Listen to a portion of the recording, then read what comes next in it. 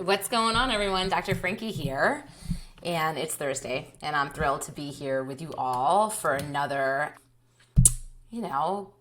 important topic. I know I'd say that all my topics are important, but it's true. So today we're going to be talking about the case for couples having separate bedrooms. But before I jump into today's material, I will introduce myself. I'm Dr. Frankie Bashan. I am a clinical psychologist who's been practicing for over 2 decades. I'm also a board-certified sex therapist and the CEO of Little Gay Book Matchmaking and Little Black Book Matchmaking. And I try to put as much information out there as I possibly can that I learn both, in the office, working one-on-one and with couples and in group settings, and also just what I've learned through many, many years of learning about human behavior, sex, sexuality, and so on. So with that said, if you like what you hear and what I share, please subscribe to my channel. I think we're pretty close to 15,000 subscribers, and thanks to you, we just keep growing, and that motivates me to show up every week and continue to put really useful, helpful information out there so that we can all live healthier, happier, fuller lives.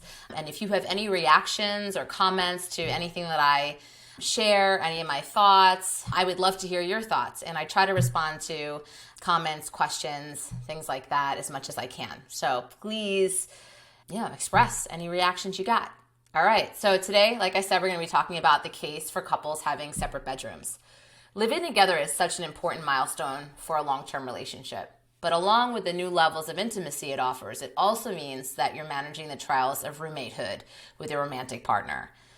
While cleaning dishes and having decor differences are all sources of conflict, sleeping together can be a surprisingly challenging situation for many couples, which is maybe why as many as 1 in 4 couples sleep in separate bedrooms. Yes, 1 in 4 people sleep in separate bedrooms. Did you know that?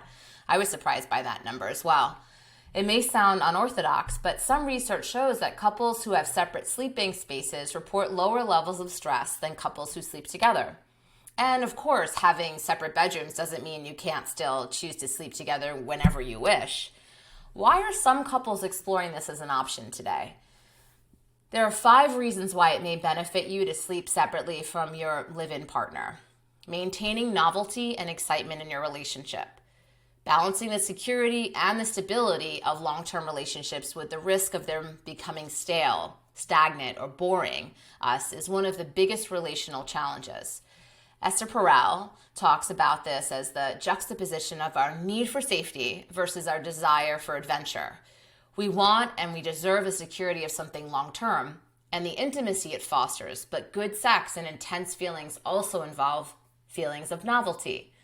Can we sustain desire once the object is within reach, or must desire always be fueled by absence and longing? Esther asks. One solution can, believe it or not, be separate bedrooms. Think about how it felt when you and your partner first began dating. You'd count down till you were able to see them again, or the next time you had plans. If you were going to stay at their apartment for the weekend, you'd look forward to it all week long. Having some space and separate rhythms of life can help provide novelty and excitement when we then reconnect, especially in a post-pandemic world when many of us are working from home and now spending even our work lives with our partner.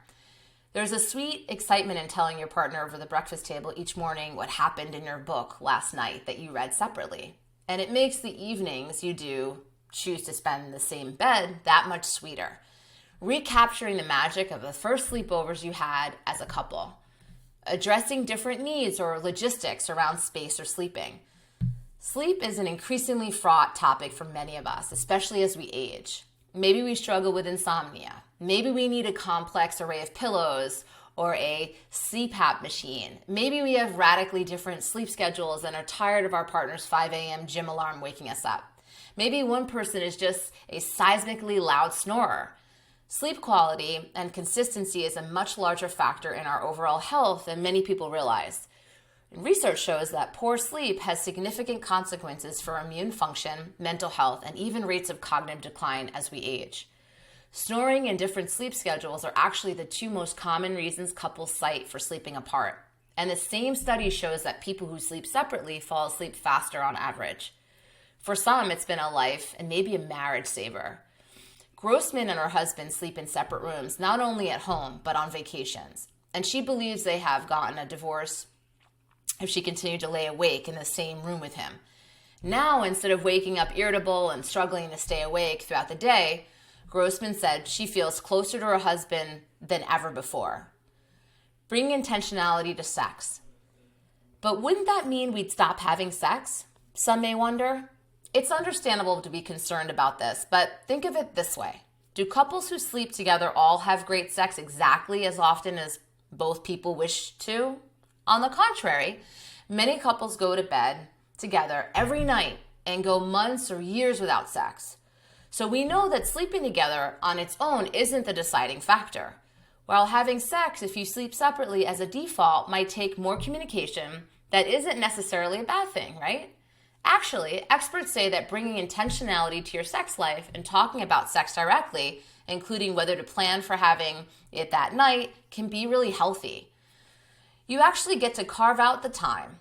Jill Lankler, a New York clinical psychologist, said, you get to do it in a way that is intended and not sort of expected. And again, you had these discussions when you were first dating. Do we have plans tonight? Are you sleeping over? Are we having sex? So you already know how to do them, and returning to these conversations can be a powerful antidote against the slow slide of routine and taking each other for granted that long-term couples often fall into. Maintenance and a secure route of safety.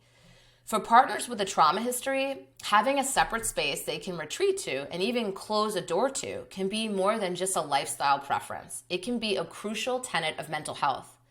Access to routes of safety can be key in a relationship where one or both partners have experienced trauma or sexual violence. And two important routes of safety are the option to have a private retreat and protective measures.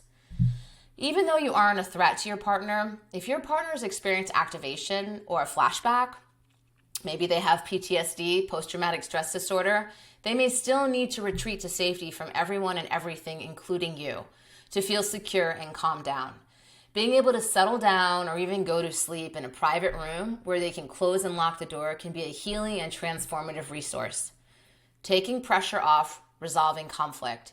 Even for partners without a trauma history, bedrooms can become an incredibly fraught space when there's any kind of conflict. We know the adage, don't go to bed angry. For some of us, that's a motivator to thoughtfully engage in repair with our partner as soon as possible. But in some cases, the fact that we have to go to sleep next to the person we're fighting with can push us to resolve conflicts prematurely. Rushing into a solution we don't actually feel good about, or saying we're over something when we aren't, just because we don't want the awkwardness and discomfort of having to live together while in conflict.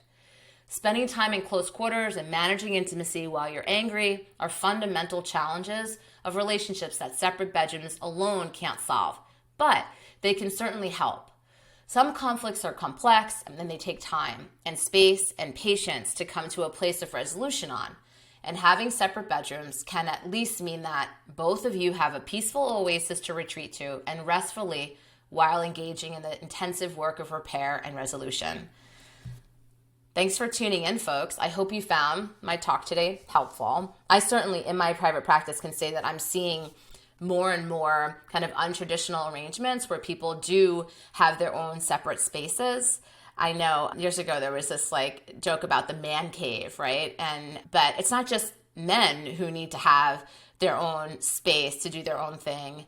I think it's very normal to kind of need for us to want to have our own space where we know that we can put our things and know that they're going to be there when we come back to them. No one's touched them, that sort of thing. In addition to the idea of just like getting better quality sleep and having space to regroup with ourselves when we are triggered or upset and our nervous system is escalated. So anyway, I hope to see you all next week. Make sure to subscribe. And if you want to learn more about me and all the things that I do, please visit me on social media. I've got Instagram and Twitter and all the things, and Facebook. You can find me either under Frankie Bichon or Dr. Frankie Bichon.